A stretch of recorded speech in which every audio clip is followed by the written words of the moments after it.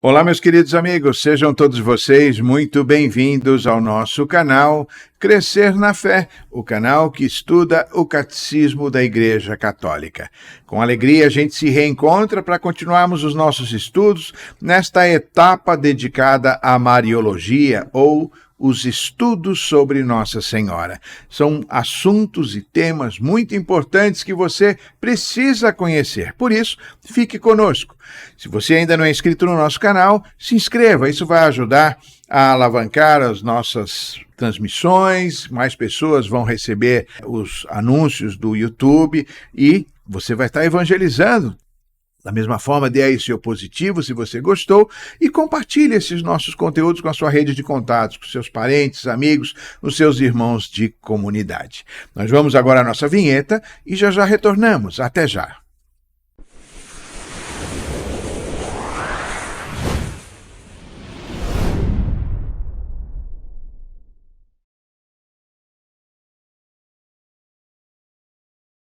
De volta então, meus queridos irmãos, nós queremos iniciar fazendo a nossa oração e convido você a rezar comigo, pedindo a luz e a graça do Espírito Santo.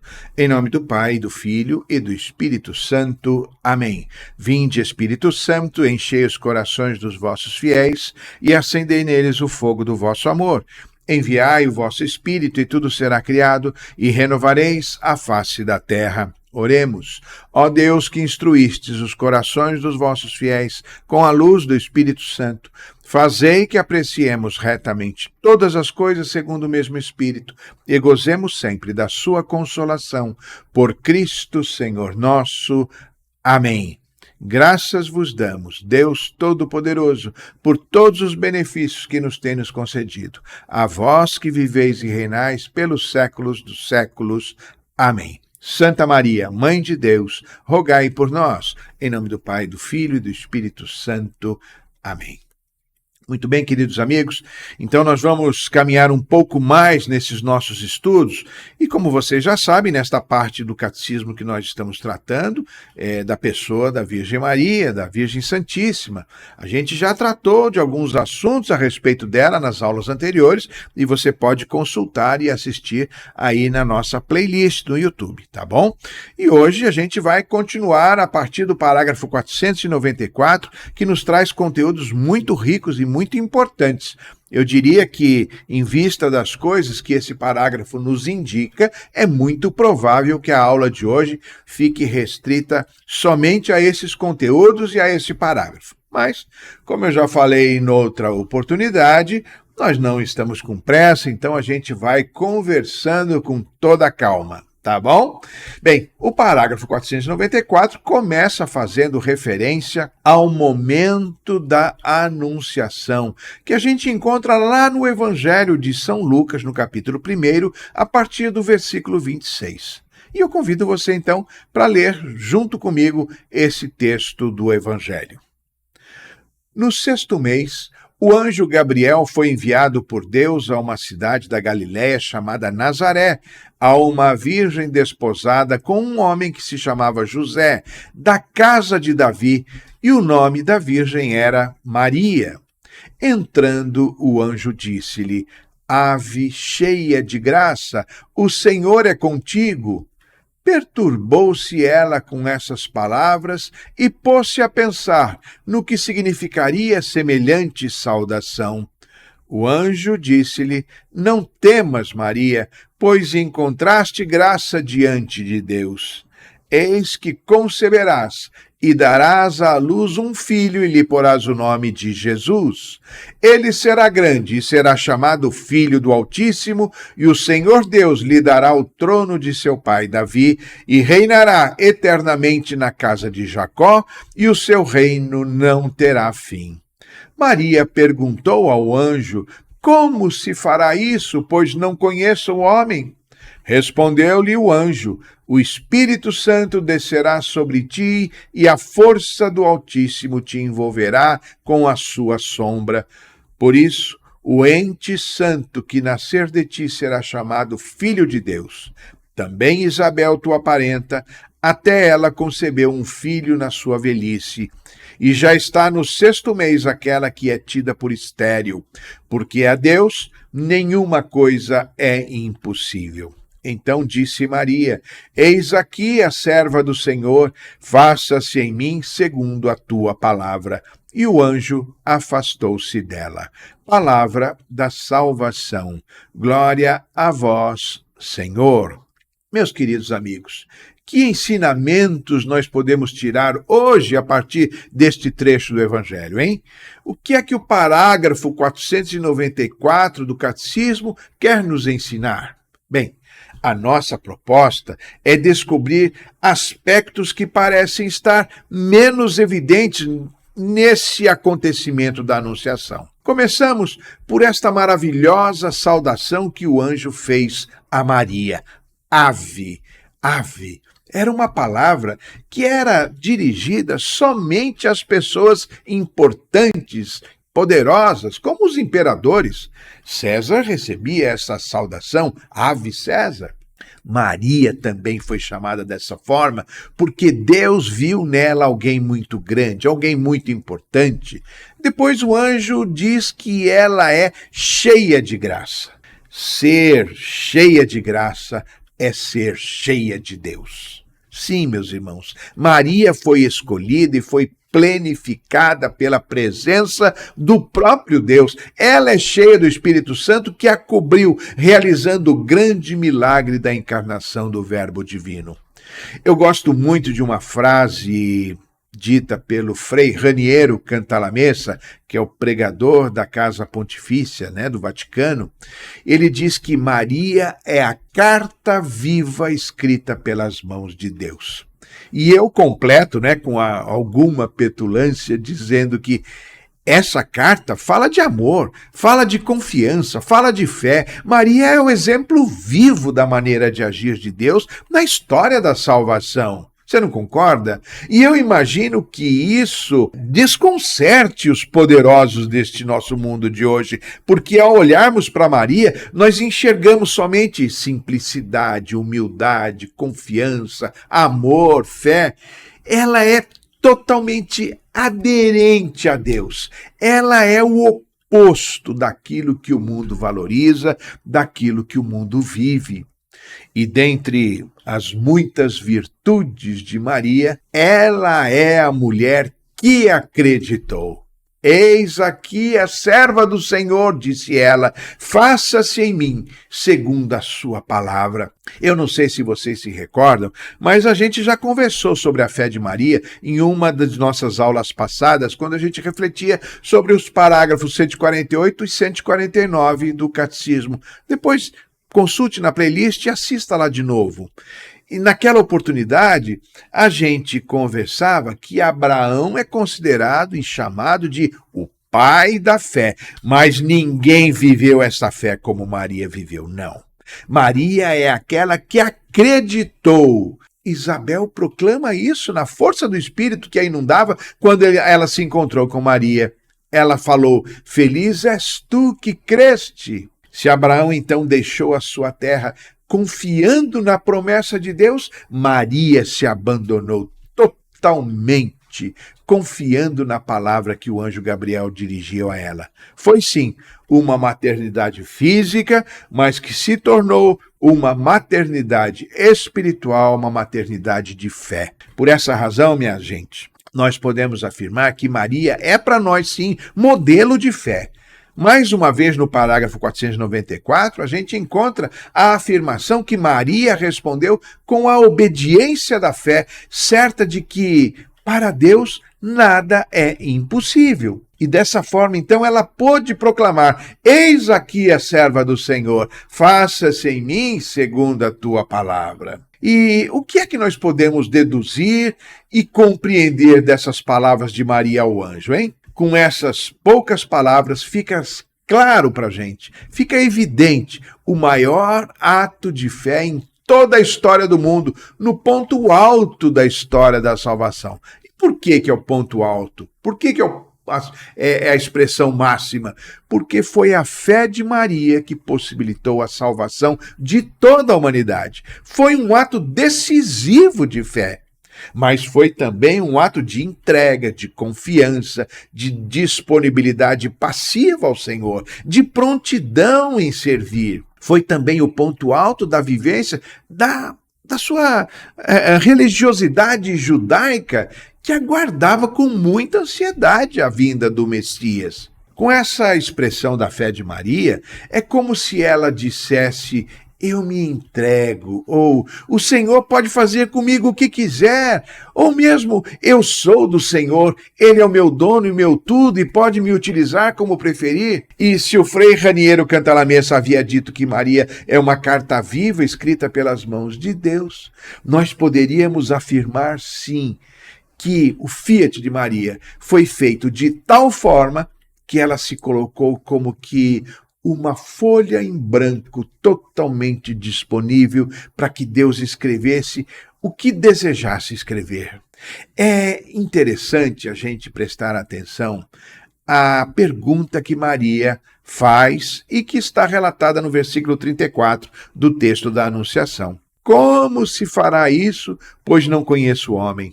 Nesta pergunta feita por Maria, o verbo conhecer tem um cunho de relacionamento íntimo, sexual.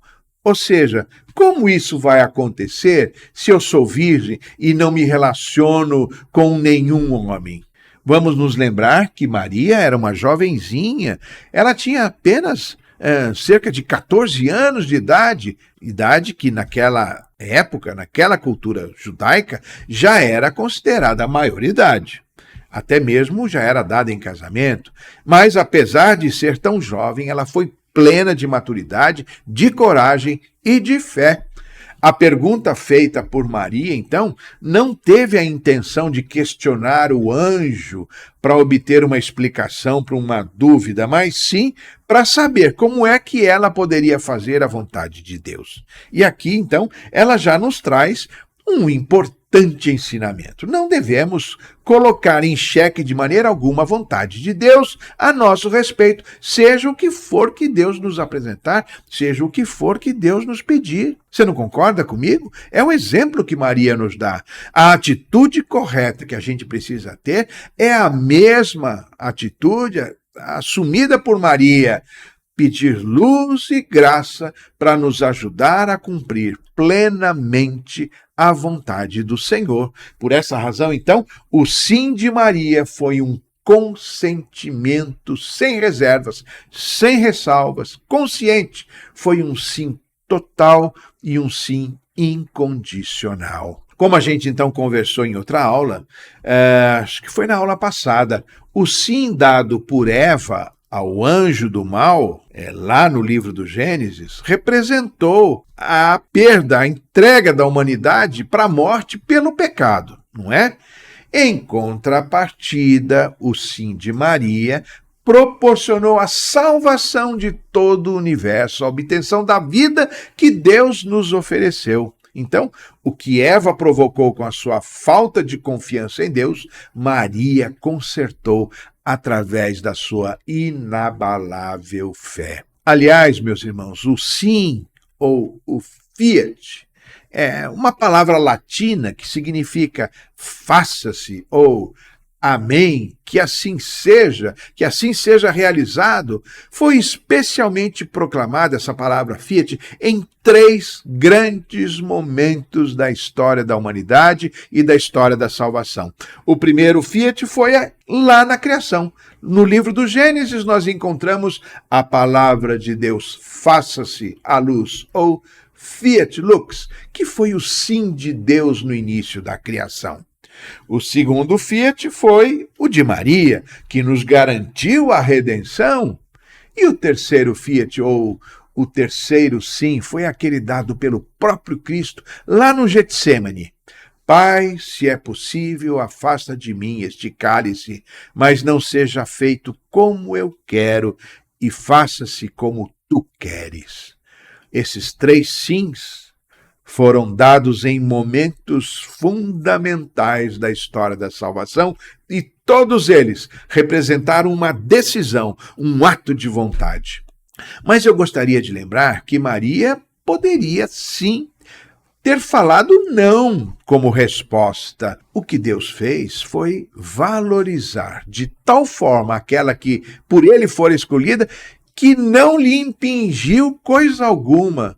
Antes, Deus consultou Maria, pediu a ela se poderia ser a mãe do Salvador. O dom da liberdade, do livre-arbítrio, foi plenamente respeitado por Deus em Maria. A gente enaltece a fé de Maria porque não foi algo simples, tampouco foi fácil para ela. Muito pelo contrário. Vocês bem sabem que naquela época e naquela sociedade, segundo a lei de Deus a Israel, a noiva de um homem que concorda em ter relações sexuais com outro homem deve ser apedrejada até a morte, não é? Isso a gente encontra lá no livro do Deuteronômio, no capítulo 22. Por isso, mesmo que não tenha traído o seu noivo, Maria provavelmente se pergunta que explicação vai dar para o José e o que é que vai acontecer depois. Maria tinha um problemão diante de si, mas nem isso a demoveu do impulso de fé de se entregar à vontade de Deus para se tornar a mãe do Redentor do universo, a mãe do Messias. Em vista desse constrangimento e do perigo que Maria vivenciou em razão do convite feito a ela, nós podemos concluir que a fé não pode ser considerada como uma honraria ou um privilégio. Não. Ao menos não a fé verdadeira como a fé de Maria. Na verdade, esse tipo de fé invariavelmente leva a pessoa a sofrer, a morrer um pouco, a se colocar em último lugar, a se esvaziar. A propósito, foi exatamente isso que Simeão falou a Maria de uma maneira profética. Uma espada transpassará a tua alma. Outra dificuldade que Maria certamente enfrentou como consequência do seu sim foi a solidão. Imaginem que para ela não foi possível contar a novidade da sua gravidez para os seus parentes, seus vizinhos, para o chefe da sinagoga. Que complicado que deve ter sido. Ninguém iria entender, acreditar e aceitar que o que se passava com ela era obra do Espírito Santo. Na verdade, aquele milagre que aconteceu com ela nunca tinha acontecido antes e mais, nunca voltaria mais a acontecer na história da humanidade. Como seus pais aceitariam isso, hein? Como José, a quem estava prometida, iria entender? Que difícil tudo isso, não é? E eu falo então novamente que nada disso aconteceu sem dificuldades. Até mesmo a tentação pode ter batido a porta de Maria. Sim, se Jesus, que é Deus, foi tentado, Maria também pode ter sido. O demônio deve ter desejado interromper este projeto de Deus em Maria. E isso faz muito sentido, não é verdade? Então, não deve ter sido fácil. Mas nada desses problemas todos a fez voltar atrás. Ela deu um sim definitivo, deu um passo na fé de que Deus estava no comando de todas as coisas. Ela acreditou logo no primeiro instante e proclamou: eis aqui a serva do Senhor. Foi um amém, foi um assim seja. Eu acolho a vontade de Deus, por mais estranha e problemática que possa ser ou parecer. E assim então Maria tornou-se esposa do Espírito Santo. Meus caros irmãos, essa é a relação que Deus quer ter conosco, comigo e também com você. Ele espera de nós uma entrega sem reservas, uma entrega confiante de que Ele está no comando de nossas vidas. Que tal se também nós nos casarmos com Deus, hein? Mais uma vez vem à tona essa nupcialidade da relação que Deus quer ter conosco, coisa que a gente percebe desde o livro do Gênesis até o livro do Apocalipse. Em toda a Escritura Foi exatamente isso que Jesus realizou em sua vida. Ele é o noivo e a igreja é a sua esposa. Na plena comunhão e intimidade que o Senhor quer ter conosco, existe uma mútua entrega, uma mútua doação de vida. Jesus fez a sua parte, se entregou totalmente e a cruz foi o seu leito nupcial. Cheios do Espírito Santo, também nós queremos gerar Jesus nos nossos corações, gerar Jesus e transmiti-lo para o mundo. Então, queridos irmãos, a fé de Maria é uma escola para todos nós. Para mim também o é. Nos muitos momentos de minha vida em que os problemas, a morte, as doenças, as dúvidas, as dores e sofrimentos que todo ser humano passa e está sujeito, eu tive que fazer a escolha que Maria fez, escolher Deus, optar por Deus, uma escolha de fé, de que Deus está no comando e cuidando de tudo. Não era nem tanto uma coisa de sentimento, mas de razão, de vontade e de fé.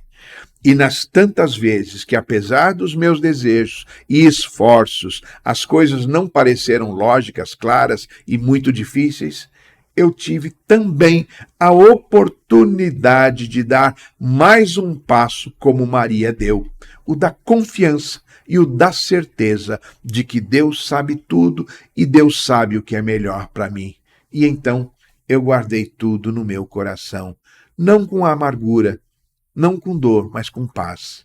E é com esse espírito, então, que a gente termina esta nossa aula de hoje, com um convite para que você viva a tua vida com os dons de Nossa Senhora, com confiança, com esperança, com fé, com adesão total a Deus, com muito amor. É o meu desejo. Recebam o meu carinhoso abraço. Fiquem todos na paz do Senhor Jesus e no amor de Maria. E não se esqueçam, hein? Inscrevam-se, deem aí o seu positivo e compartilhem este vídeo. Até o nosso próximo encontro, se Deus quiser.